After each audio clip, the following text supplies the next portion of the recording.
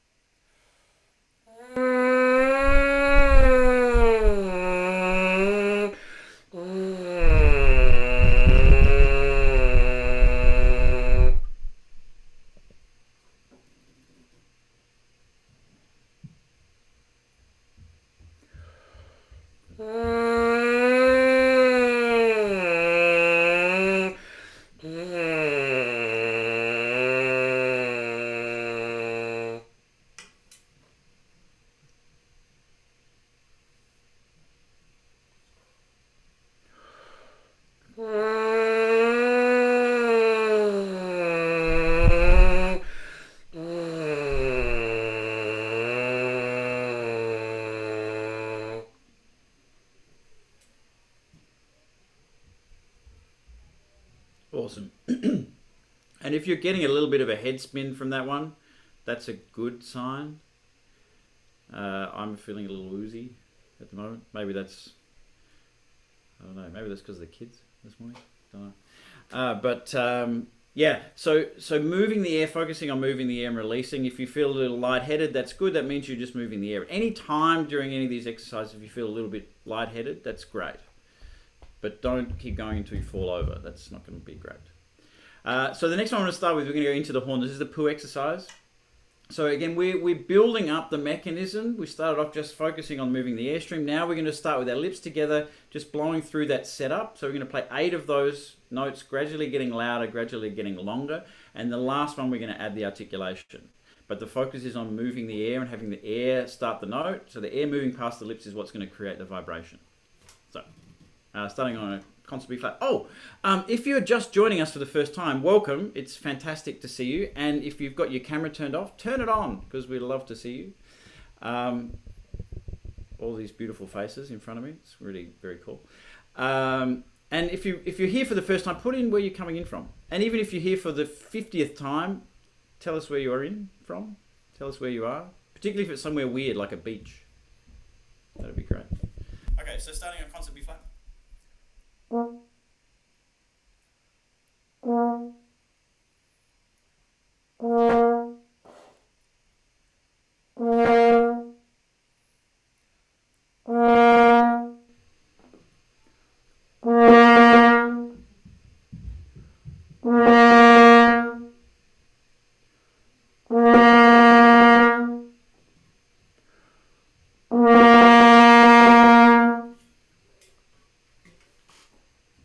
Okay, quick answer to the question. So the first 8 repetitions of this are without the tongue. Just,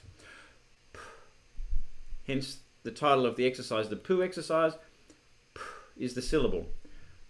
As you can see, all I'm doing is just blowing my lips forward and apart. And the last version, the 9th one, is where we add the tongue. So we'll go down a half step.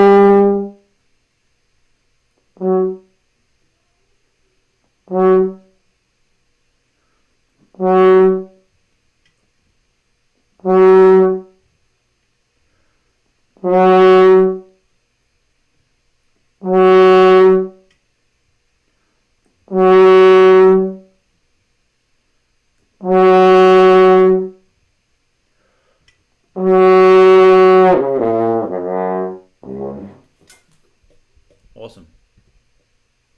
So this is a really nice, easy one to get going, just to really focus on the air. Some of the feelings you may have doing the poo exercise is, oh my goodness, I don't know. Oh, good morning, Jasper. I don't know if I'm going to get the note out. I don't know if it's going to speak. Don't worry. Focus on moving the air, and the note will speak or it won't speak. As you get more warmed up, it'll be fine. But we're focusing on moving the air, and start with your lips together. And what you'll discover pretty quickly is, yeah, the note will speak on its own. It's no problem. And what we're teaching our brain is that we don't need the tongue to start the notes. It's the air that is creating the movement past your lips that's going to create the vibration. Okay, so an element of articulation that is rarely sort of discussed, but is really, really important in my the way that I articulate, is the use of the flexibility of my stomach. And this idea that articulation is starting from the airstream, it's also making sure that it's starting from my stomach. It's being instigated from the movement of my muscles in my stomach, not from the release of my tongue and the explosion that my tongue causes. So this next exercise is repeated air attacks. And all we're going to do is we're going to articulate, but from our stomach. And the point that I want you to think about is about, let's say, 3 inches above your belly button. You want that area to be very flexible, like the bottom of a trampoline, the trampoline part of the trampoline. And if you're underneath the trampoline and you're just poking that area, that's what we want. We want to get that feeling of that flexibility. That's going to engage the diaphragm to move, and the diaphragm is going to push the lungs up, and the lungs are going to move the air. It's a very simple process, but this is the basis of my articulation. So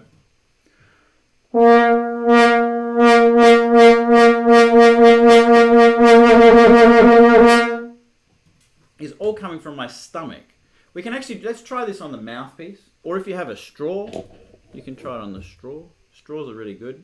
McDonald's make a great straw for this. They don't make many great things, except the sausage and egg McMuffin. That's pretty good. But the straws are terrific. But through the mouthpiece, you do the same thing. So let's try that. Just feeling this flexibility in your stomach.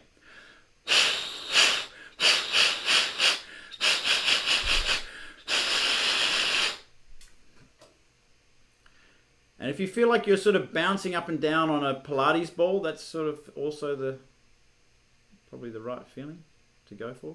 And if you feel a little lightheaded. So let's put that into the instrument, see how that goes.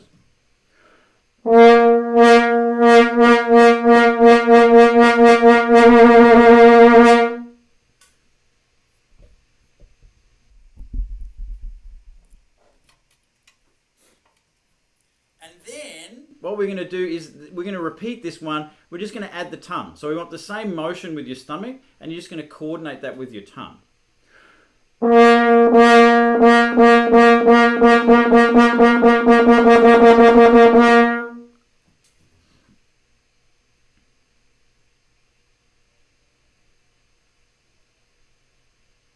Great. Put any questions or discoveries or thoughts in the chat. It's great to see people from all around the world. We have people from Brazil, Hungary, Michigan. Very cool. Okay, down a half step.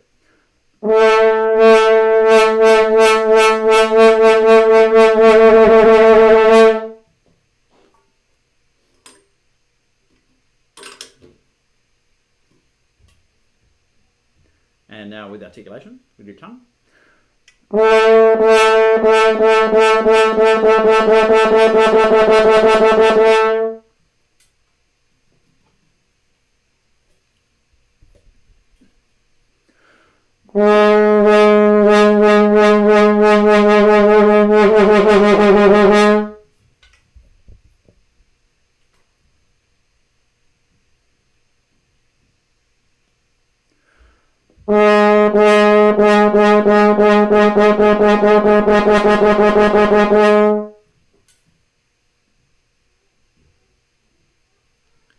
Amy, that's a great observation. Fantastic. This can happen from time to time. It's no problem.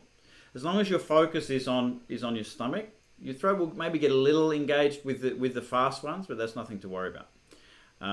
But yeah, the focus still on our stomach. We'll keep going down another half step.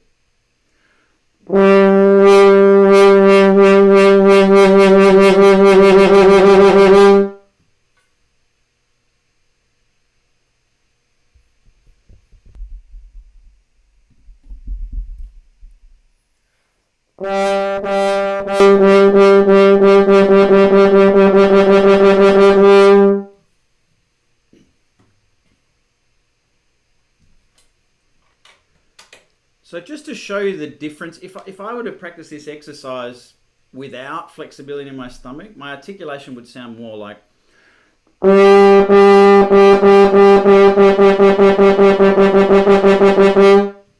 so it's a little more dead. There's less core in the sound.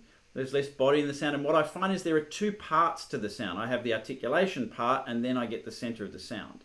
So the idea of activating your stomach is so that we get to the core of the sound as quickly and immediately as we can, if that makes sense. So we go down to C sharp, or concert F sharp.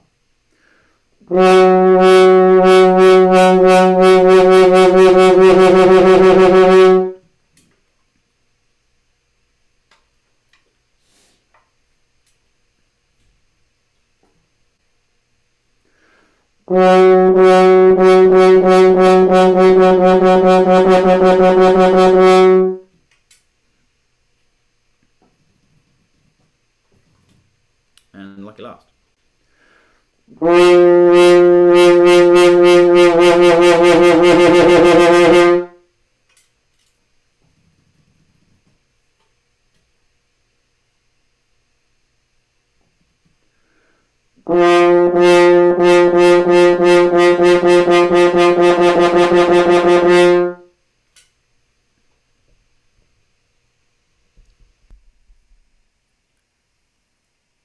What you may also find is that as it gets faster, there's less movement, right? You feel a little less flexible in your stomach. This is totally normal. If you're playing like something really, really fast 16th notes or 32nd notes, there's not going to be a lot of flexibility. There's not time for that. But if the thought is that that's where the articulation is coming from, it'll keep it engaged, it'll keep it active, and that's what we're looking for. If we can keep the stomach active and flexible, then that's going to help us to move the air relaxed and freely, and then we're going to get good articulation and good quality of sound. So the goal of articulation is not to start the note. The goal of articulation is to get us to the center of the core of the sound as quickly as we can. Bruno, we are going to talk about tongue position in a second. It's one of my favorite topics. For those of you who have been in the course, in our Invested Musician programs, you know that the tongue position is something, and also my Colburn student, tongue position is something that we talk about and I have some clear ideas on. But what's super important with any of these things is that you experiment and find something that works for you. There are great flute players, clarinet players, horn players, trumpet players across history that all use different tongue positions. Mine is the best. No, that's mine is what I think, and it's through the research that I've had and trial and error and working with people, and I've come to a conclusion at this moment in time that I think this is a suggestion that works pretty well. But what's really important is that any ideas that you get, that you test them. You don't trust the person that they're coming from. So don't trust what I'm telling you. Test it out, try it out, figure it out for yourself, and you'll find something that works really well for you. Okay, so this is an exercise that I was introduced to, sort of like I've sort of adapted a little bit, but from Stefan Dorr. Stefan Dorr likes to do this exercise because it really helps with soft entries, and as brass players, which I think the majority of us are. The scariest thing, of course, is a high soft entry. Anyone find high soft entries nice and relaxing and easy? Anyone? Anyone out there? I'm looking. I don't see anyone. No. Okay, right. Good. Okay, that's great. Me too. High soft entries, particularly when they're alone, are some of the most terrifying things on earth. So we actually really want to make sure that we're organized in our mechanism, organized in how we actually are producing this. So this exercise is designed to sort of build that mechanism and build trust in how we're articulating. So what we see on the page is looks like a really simple exercise, right? The dynamic is soft. Let's say soft for now. So the first note we're going to play with no articulation. We're just going to play a long note and check that you're engaging with your stomach. So you're imagining that you have a sponge full of water and you're just constantly gently squeezing that sponge so the water is flowing out. The next iteration of this is exactly the same engagement with the air. We're just cutting the note with the tongue every second note, or every 2 beats. The third iteration, we put a tiny little taper and a tiny little space between the notes, but the same engagement with our airstream, same engagement with our stomach. The third one, we put a little gap. We keep everything exactly the same, small little gap, but keep the same engagement. And the third one, we actually breathe, the fifth one, if I could count, we actually breathe in between each note. But we want to get this feeling of the same position with our tongue, the same position with our setup so that we're starting the note nice and relaxed. So I'll try and demonstrate this one. This is also very scary for me.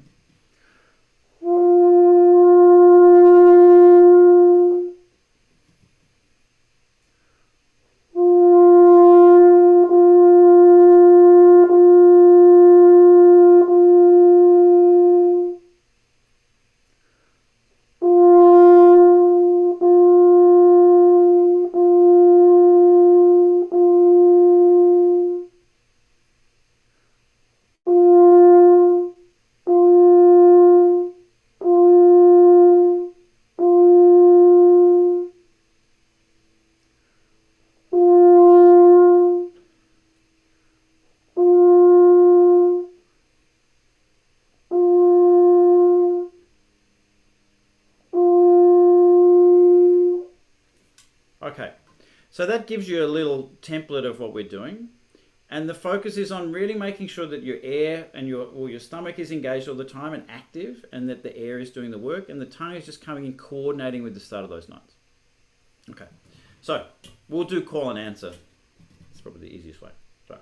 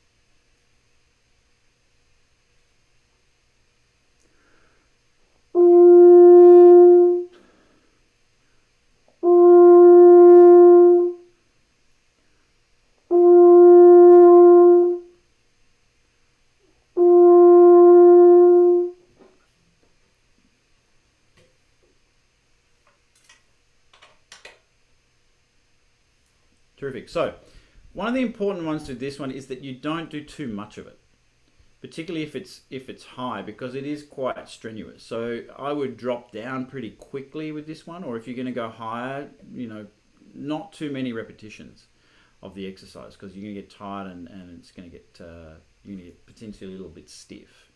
With all of these things, we want to make sure in your warm-up that you're balancing out everything that you do. So if we do a fast exercise, then we're going to balance that with something that's a little slower, or if we do something that's high, we want to balance that with something that's lower. We don't want to pile on the same skill set back to back as much as we can. Okay. Yeah, tongue is, you can start each group with the tongue or without the tongue. Experiment with that. That's a good idea. But in between the notes, we're articulating all the time. Let's take that one down to a concert B flat, and we'll just do one more iteration of that. So concert B flat.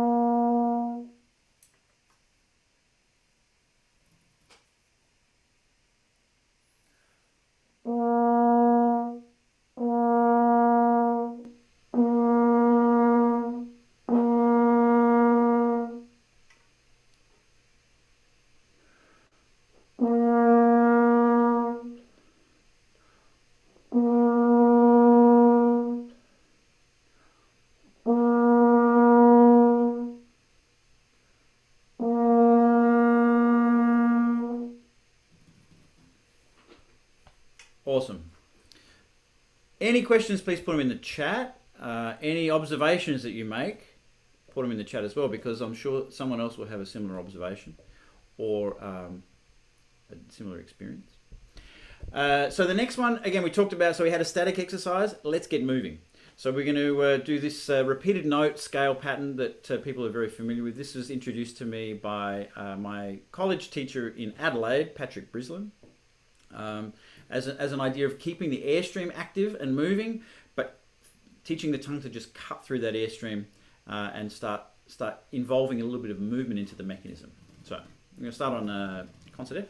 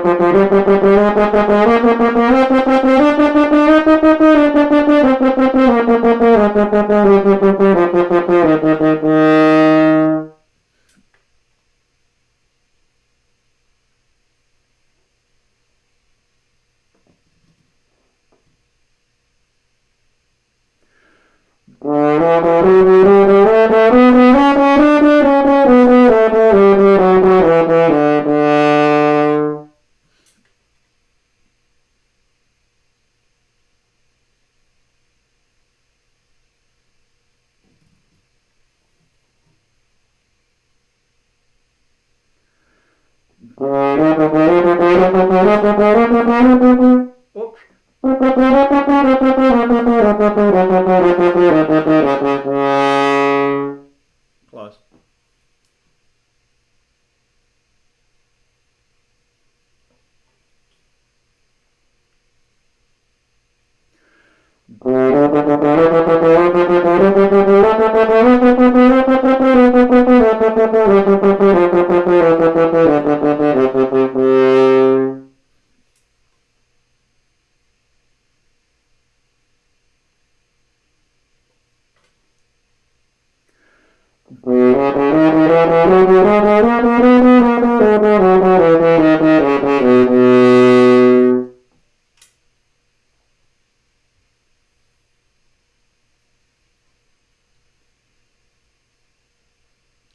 You see, I'm getting so good at F sharp now that no one even reacts. It wasn't even, you guys didn't even flinch when you heard that. It was so beautiful. Unbelievable. So getting back to the question of tongue position. So there are a lot of different thoughts on tongue position. For me, what I discovered that works very well and fits into my philosophy of how I play. So we've talked about in Invested Musician sessions before the idea of simple, natural, and repeatable. And I want everything to fit into those categories, right? So if I take my tongue position, if I take the tip of my tongue and put it where the top gum meets my top teeth. If you take that position, and then if you slide the tongue down the back of your middle 4 top teeth until the tip reaches the bottom of those teeth. And it's pretty flat and pretty relaxed. And then if you blow, and the front part of the tongue will just drop down. For me, that's my tongue position. And I want to feel that the tongue is touching all the way up the back of my teeth, and a little bit back from the tip is touching where the gum meets the teeth. Is the motion. So if we try that through the back of the mouthpiece. Well, actually, if you put your tongue, the tip of your tongue where the gum meets your teeth, put your tongue in that position and feel what goes on in your throat. Anyone feel any tension in your throat when you put your tongue there? Yeah. Now slide the tongue down the back of your teeth so that the tip is at the bottom of your top teeth. Now feel your throat. Less tension. So experiment with that. So for me, this creates a lot less tension. All I'm doing is basically stretching the tongue a little bit. And it just makes things a lot more simple. And that's my tongue position for all the way through the range. Why? Because I want the air to be creating the air speed as I'm going higher. I don't want to make adjustments with my tongue unnecessarily. And I don't want to add a layer of complexity by putting my tongue in different positions. There are various schools of thought that say, yeah, the higher up you go, the further back your tongue is in terms of the tip. There's a lot of thoughts about this. I personally find that that brings in a level of variability that I don't want to have, at least for my way of thinking. So I want the tongue in the same position, same motion all the time, and if I'm going to increase the airspeed, it's going to come from the big muscles, which are in my stomach. Does that make sense? Yeah. Okay. Cool. All right. Moving on. So experiment with that. Experiment with your tongue position. I've done a lot of experimenting with my tongue position. I used to have the position where the tip of my tongue was at where the gum meets the teeth, and I can make that work. That was great. But what I found was that it's more efficient for me to have this position a little further down, a little further forward. Stretches the tongue, makes the tongue more relaxed. It cuts the air better, and have more engagement with my airstream rather than the articulation point. So number 15 on the next sheet is flexibility that we introduced last week. We're going to do this a little slowly because I want you to feel what's going on with your tongue. So we're going to do the first iteration slurred, second iteration with articulation. So starting on a concert B flat on the B flat horn.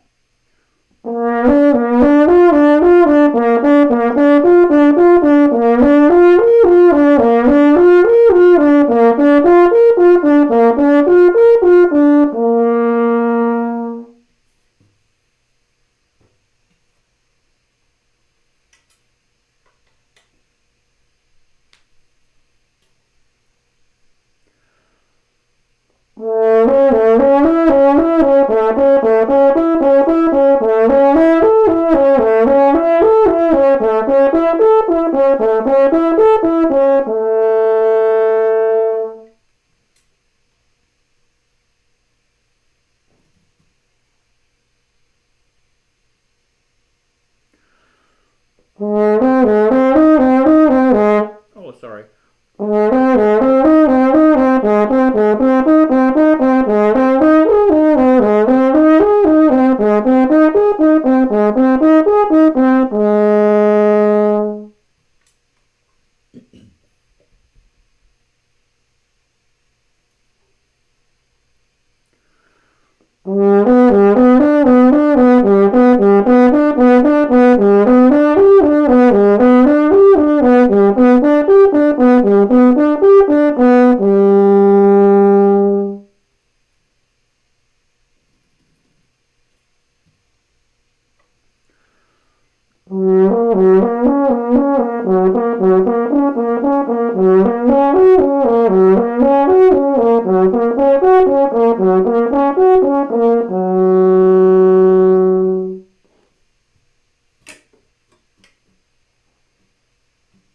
Awesome. Anyone experimenting with their tongue position this morning? Doug's like, no, I'm quite happy with what I'm doing. That's good. Great.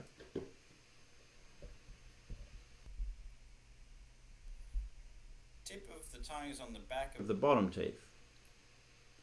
It will end up there after you blow. When you're blowing, it should end up sitting behind your bottom teeth. But from the articulation point, we should be starting with the tongue behind the top teeth. And we're just basically blowing that tongue down. Okay. Cool. So again, when you're experimenting with these things, choose really simple exercises and stuff that you know well, so that your focus can be on the process of what you're doing, so the process of how you're actually producing the sound rather than trying to get the notes. That's really, really important that we put our mental energy into that. Okay, so we're going to go to number 16. These are downward arpeggios. Similar exercise, we're just moving into the lower range. So we're going to start on a concert B flat.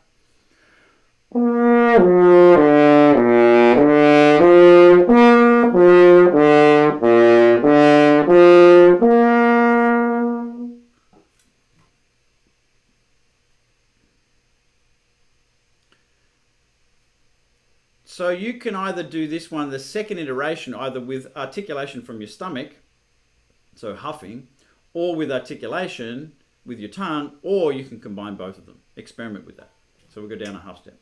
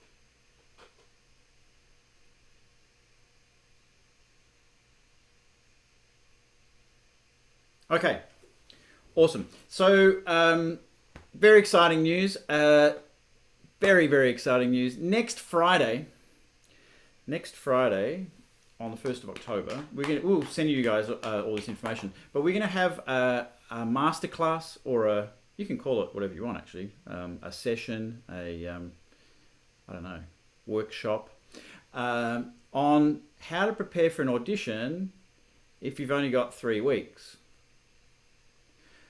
Or how do you prepare for a solo performance, or a chamber music performance, or a big performance in an orchestra if you're playing Dvorak 9 first horn and they call you up and say, 3 weeks time we're going to play Dvorak 9. How do we prepare in that period of time? So what we know about COVID is that there are a lot of auditions coming up. You see them flying around all over the place, and there are a lot of performances that are being put together on very short notice. So what we need to know is how can we actually bring stuff together in that short period of time. So it's a really, really important thing for us to think about as we work on our playing, as we develop our skill set. And what we're going to talk about next Friday are the 3 elements. How do we improve in 3 weeks? How do we improve the 3 elements that are going to really help us? So the physical side, the musical side, and the mental side. How do we bring that together in 3 weeks and get the most out of it so that we can give the best performance that we can in that period of time? So Dana has put in a link there to register for that Zoom meeting. It's going to be a lot of fun, a lot of different ideas. I'm going to give you guys my background into my 3-week preparation for the Melbourne Symphony audition and for the LA Phil audition, and then how I prepared for the Concertstück a few weeks ago, the 3-week period for that. But it's a really important topic that we need to sort of get on top of. And what we're going to realize, what you'll find out on Friday, is how much progress you can make in 3 weeks as you lead into an audition. There is an enormous amount of development that can happen, and it's not all about playing the piece over and over and over 100 times. So a lot of ideas about how to put it together, how to stress test yourself and get prepared for that moment where you're going to be playing the big concert or the big audition. If you want also more information about other things that we talk about, previous workshops are actually on our YouTube channel, Invested Musician on YouTube. And check out the website. We've just opened a fantastic new program that I'm going to talk about a little bit more in a minute. But we're very excited to offer that program. And if you want to work with us a little bit more directly, we can help you with that. Check out investedmusician.com and the new program on the website. So, talking about changing things in our warm-up, we're going to jump to high register stuff and lighter stuff. So we're going to move to exercise number 17. These are Mozart pings. We did these a few weeks ago. These are really, really good for developing that focus. And again, we always want to make sure that we're engaging with the airstream. So.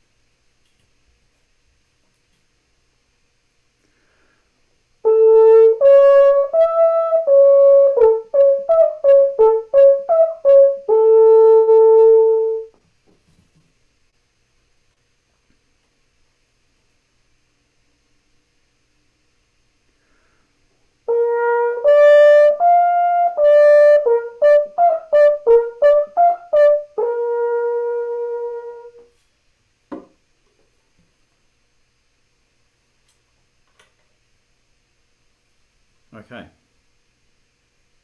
And obviously Doug Hall, at being a fourth horn player, would go up another octave from there. No problem whatsoever for Doug. Piece of cake, right? Yeah. Cool. So the last one on this page we're doing is the Freudus flexibility. This is obviously from Freudus, hence the name. But a new one, a little bit of a new one for us. So what we're going to do with this one is we're going to play it through once slurred, and then we're going to add the articulation. So we're just going to play it once slurred, once tongue. So this is F horn starting on a concert F.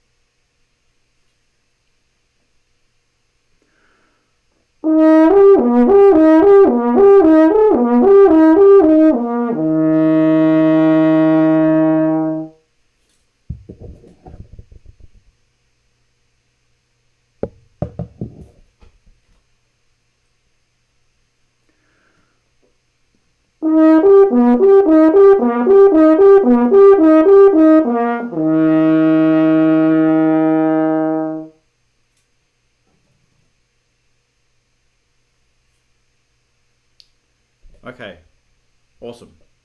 So obviously you can take that one down and faster. I have not practiced that one, and so that's one that I'm going to add to my regular routine. So the next one is slow scales. Slow scales we've done before considerably, but what I wanted to add with this one is the double tonguing. So I want to just do it through the back of the mouthpiece first. So the idea with the double tongue is we really make sure that the airstream is staying constant and that we're really focusing that that is the thing that's driving the speed, and the tongue is just sort of flapping in the breeze. So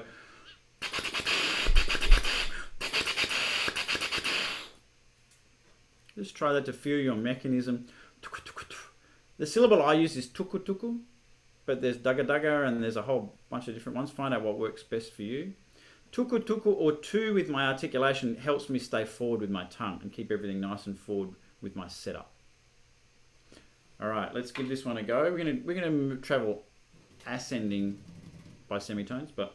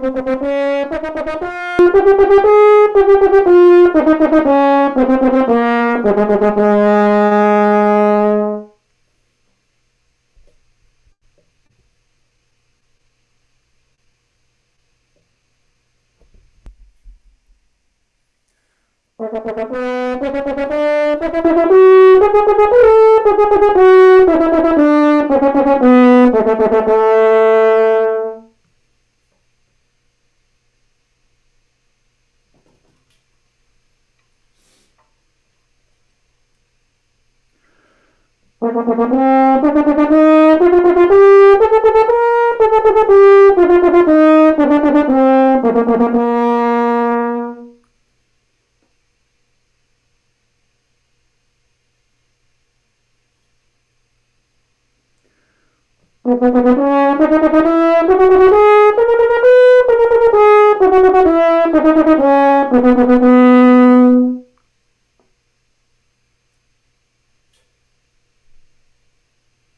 you, Austin.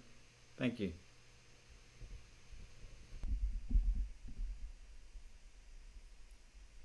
Awesome. So now we can extend this one and triple tonguing. So with triple tonguing, what's important is that there are two different ways to triple tongue: tataka or tutuku, or takata, tukata. So what's important is, what I find is that sometimes where we put the k part, depending on what you're playing, it'll work better. Sometimes if it's takata, will work better than tutuka, right? If you're following what I'm saying. So we need to practice both to get them both so that they're both an option. I find when I play Scheherazade, at certain moments in that piece, one version works better than the other. It's just a weird thing for me. And you want to plan it and be organized. It's one of the very few things that I actually write in my parts, is which version I'm doing. I have to remind myself which works better in that moment of time.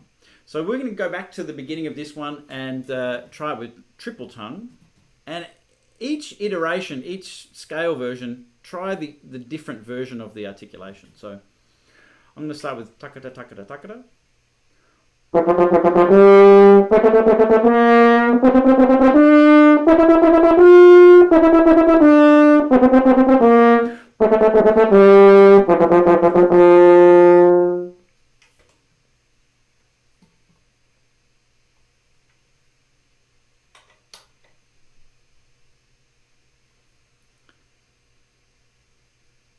Great. So we'll go down a half step and try now ta, ta, ka as the syllables.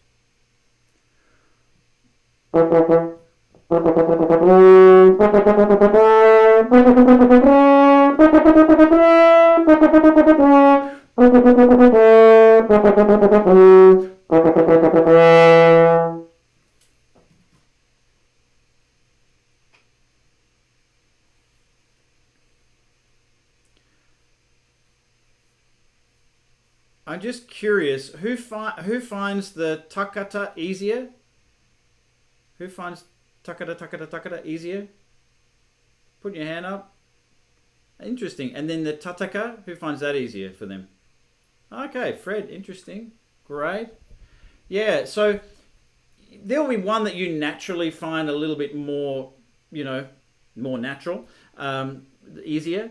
Practice the other one. And so that they both get to the same level. Very important. Don't practice what you do well. I mean, practice what you do well, sure. But practice what you don't do well more than what you do well, so that we can get everything to the same level. All right, great. So we're going to move on to stamp. This time with stamp exercises, today what we're going to do, we're going to do, we're going to do 3B. 3B is good. But we're going to do it with soft tonguing. So we want to have this feeling of legato, and we're just touching the tongue at the beginning of each note as we go through the exercise. So, if I get the right note, that'll help there.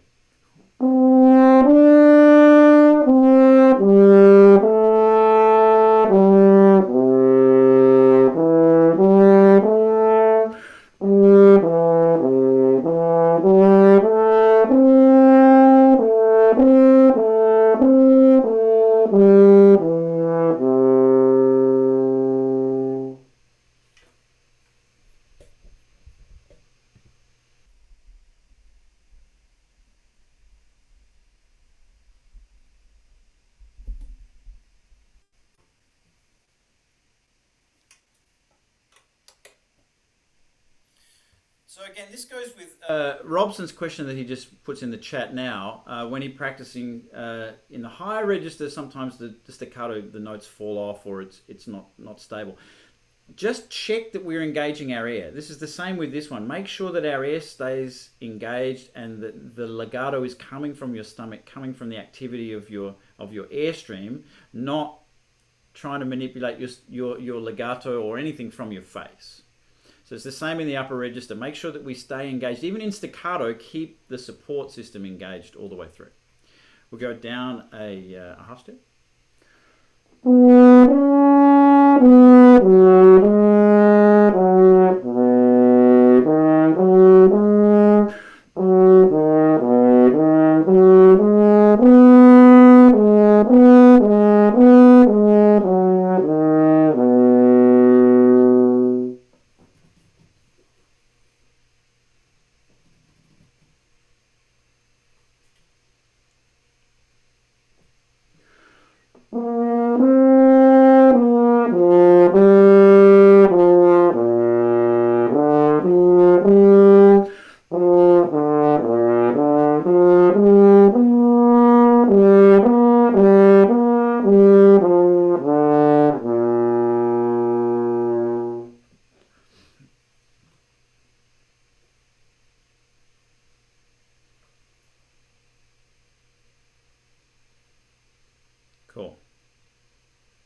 So this one obviously you can take down as low as you like.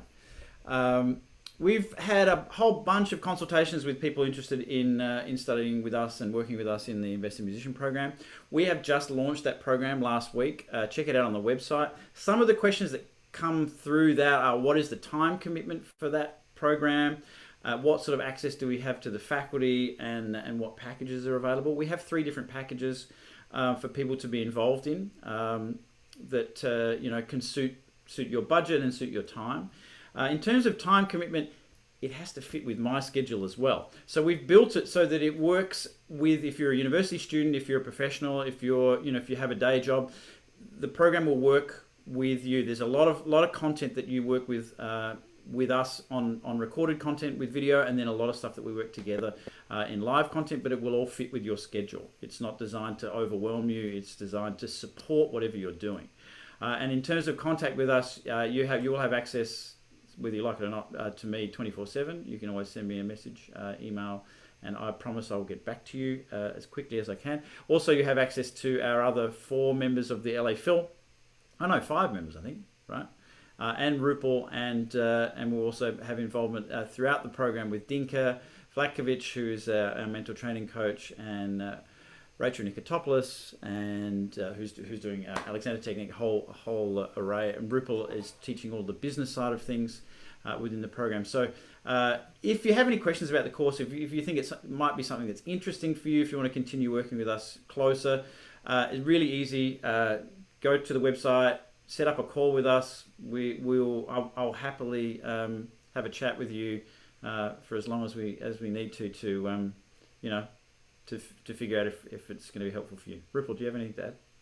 No, I was just going to say that there's a lot of alum here, so it's nice to see you guys all. And if any of you guys wanted to say anything about, your experience in the program,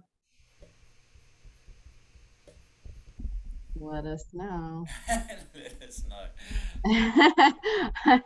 I'm sure it would help to hear from others, so, But if you do reach out to us and book a call, we can get you connected with somebody who's done the program. I know it's always, sometimes easier to hear it from someone who's been in the experience themselves. All right.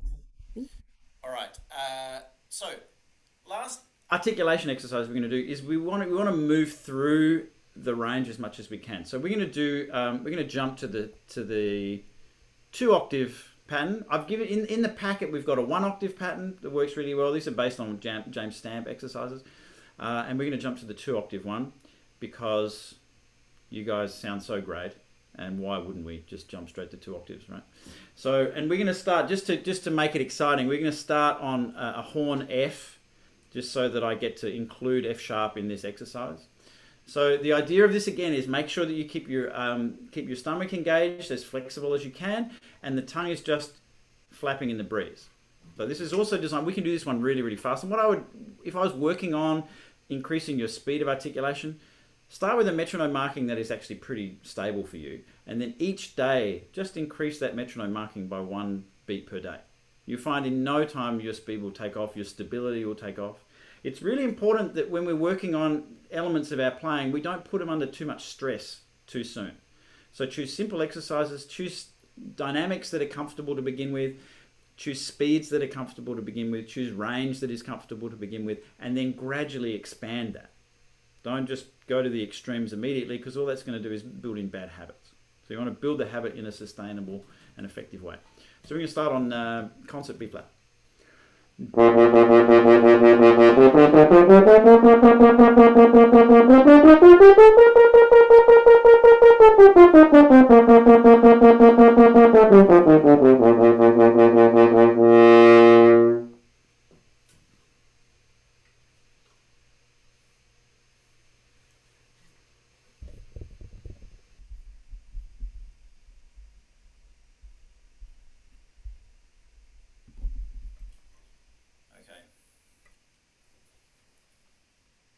I got a massage yesterday just for this moment, so let's hope that it worked, otherwise I won't be going back.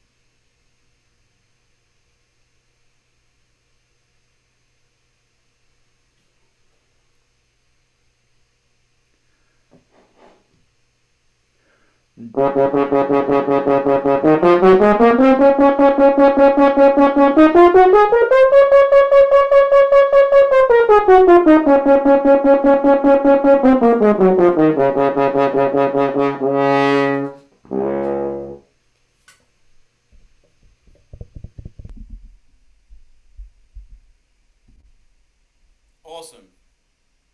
So that covers our almost covers our session on articulation. Of course, we've got the elephant to come, which is actually really the combination of flexibility and accents and articulation and slurring, all those sorts of things. So it's a good exercise to add into to our articulation.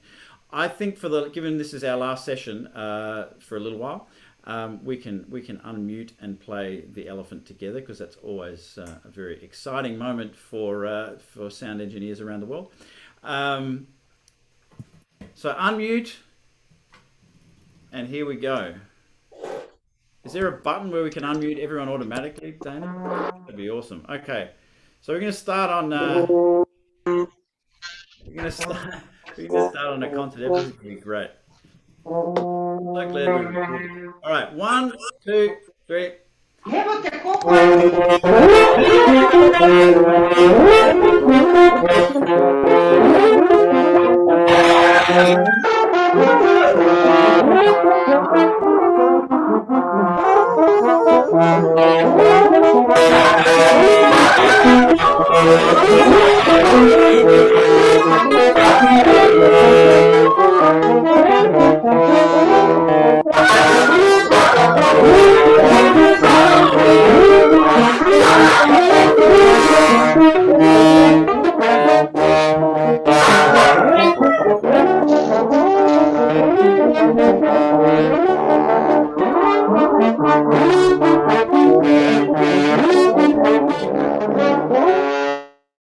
You guys got cut off. That was Beasley still wins. Awesome. Thank you so much, everybody. Please join us next Friday for the workshop. It's going to be a lot of fun. A lot of ideas about how to get your performance as good as you possibly can in 3 weeks. For whether that's chamber music, whether it's an audition, whether that's a live performance with an orchestra or solo piece or recital. How do we taper? How do we taper at the end of that period? How do we get as good as we can in 3 weeks? So I hope to see you there. And then we'll be continuing the warm-up classes before the end of the year. So don't worry. Don't panic. We will be back. Awesome. Thanks, everyone. Have a great week.